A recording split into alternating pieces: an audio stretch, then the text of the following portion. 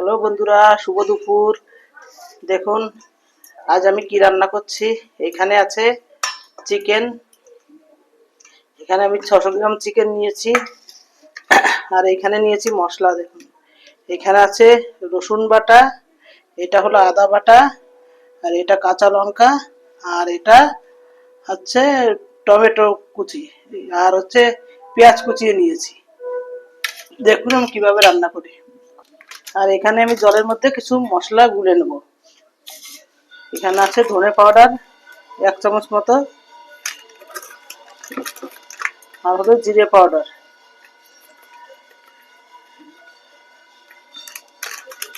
আর দেবো আমি কাশ্মীরি লঙ্কার গুঁড়ো।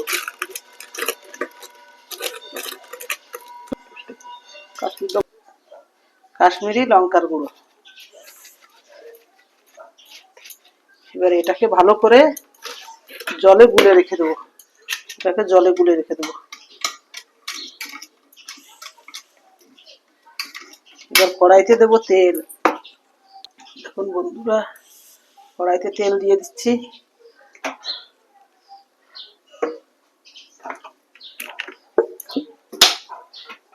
বেশ পরিমাণ তেল দিয়ে দিলাম। এবার এখানে দেবো আমি জিরে ফোড়ন। বন্ধুরা, কি যে গরম লাগছে, রান্না করাই কষ্ট হয়ে যাচ্ছে। দেখুন তেলটা গরম হয়ে গেছে। এবার আমি দেবো এর মধ্যে গোটা জিরে। গরমে বেশি মশলা দেবো না, হালকা পাতলা রান্না করব। জিরেটা দেখুন ভালো করে ফুটে গেছে। এবার দেব পেঁয়াজ।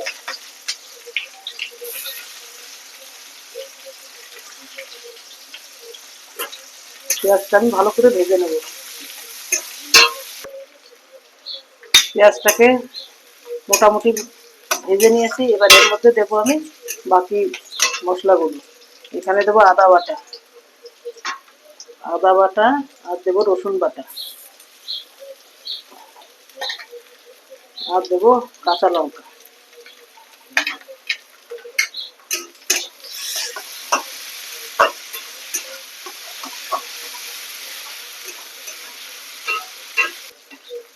বন্ধুরা, আদা রসুনের কাঁচা গন্ধটা চলে গেছে। এখন এই গুলে রাখা মশলাটা এর মধ্যে দিয়ে দেবো।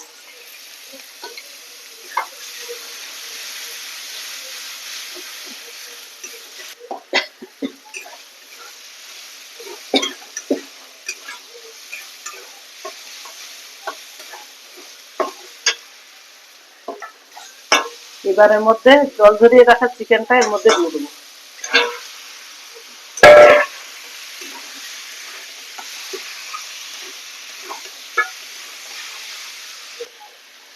এবার এর মধ্যে পরিমাণ মতো লবণ দিয়ে দেবো, আর দিয়ে দেবো পরিমাণ মতো হলুদ। আমার চামচগুলো ছোট ছোট, তো এই জন্য মনে হয় যেন বেশি দিচ্ছি, কিন্তু বন্ধুরা একদমই না। আমার চামচগুলো একদমই ছোট ছোট।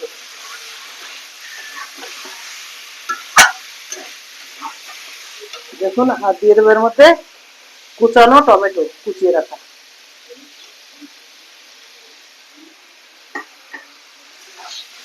বন্ধুরা, এটাকে ভালো করে এখন আমি কষিয়ে নেব।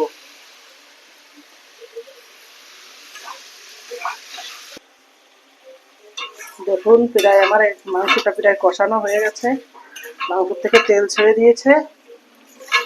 আর 1 মিনিট কষিয়েই আমি জল দিয়ে দেবো। এখানে আমি গরম জল বসিয়ে দিয়েছি। দেখুন তেল ছেড়ে দিয়েছে। দেখুন তেল ছেড়ে দিয়েছে মাংস থেকে। বন্ধুরা দেখুন, আমি এইখানে গরম জল দিয়ে দিয়েছি, অল্প পরিমাণে জল দিয়েছি। এবার এটাকে ভালো করে ফুটতে দেবো। ভালো করে ফুটে গেলে তারপরে একটুখানি গরম মশলা দিয়ে এটাকে নামিয়ে দেবো তরকারিটাকে। বন্ধুরা দেখুন, চিকেনের পাতলা ঝোল হয়ে গেছে। দেখুন পাতলা ঝোল হয়ে গেছে। এবার আমি এটার মধ্যে গরম মশলা দিয়ে এটাকে নামিয়ে দেবো। এখানে আমি গরম মশলা নিয়েছি, এই সানরাইজ পিওর শুদ্ধ গরম মশলা। এটা একটু দিয়ে নামিয়ে নেব।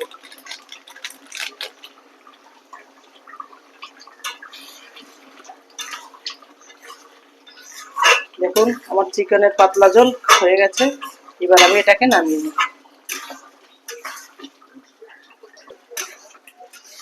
এবার আমার একটা তরকারিটা হয়ে গেছে, এবার আমি এটাকে ঢেলে নেব।